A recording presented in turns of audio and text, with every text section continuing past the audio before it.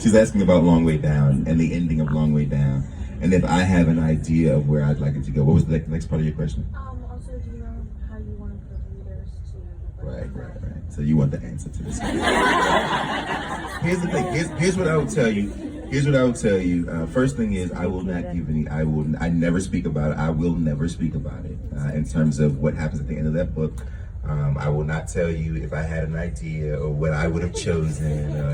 Never, ever. You will never hear it. It's never. There's no interviews where I've mentioned it. You will never hear it. And here's the reason why.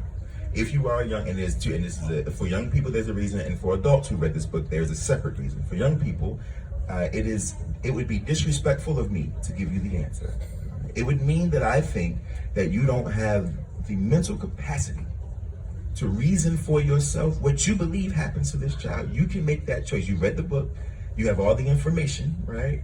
And you can choose what you'd like to have happen. There's no wrong answer.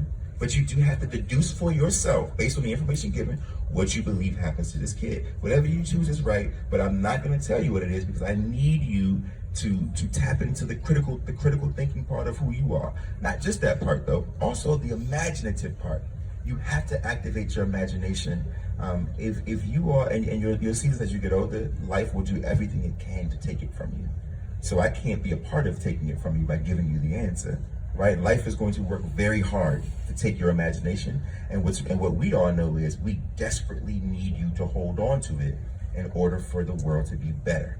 And so so this is a book where it's forcing you to practice, to turn it on, and to think about what you imagine happens to this young man. And it's wide open so that you have the freedom to do it. If I tell you, it's over, right? It's over. Now, for the adults in the room who read that book, it's a different experience. This is a social experiment for you if you read that book. Seriously, because whatever you choose still is the right answer. It is the right answer, whatever you choose. But you are obligated to mind your thoughts and to ask yourself if your biases are showing. If you are an educator, a parent, a neighbor, and you choose to kill this child, you have to ask yourself why when you could have easily chosen to not. Right? It doesn't mean it's a wrong answer, but we do have to do a little internal work on why we decided, when we had other options, why we decided to send the kid out to die when you didn't have to. You didn't have to, right? And so that's for the adults in the room. That's where something to think about. And there's no need to feel shame, but we do have to do some work, right? We have to ask ourselves why we feel the way we feel, why we choose what we choose. Because a lot of you have Will Hollimans in your classrooms, in your neighborhoods, in your boys and girls clubs. They playing basketball with your kids. You know this kid, and you chose. You have his fate in your hands. What do you do?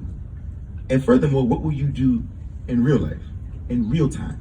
You know, that's a real thing. So, good question, but sorry.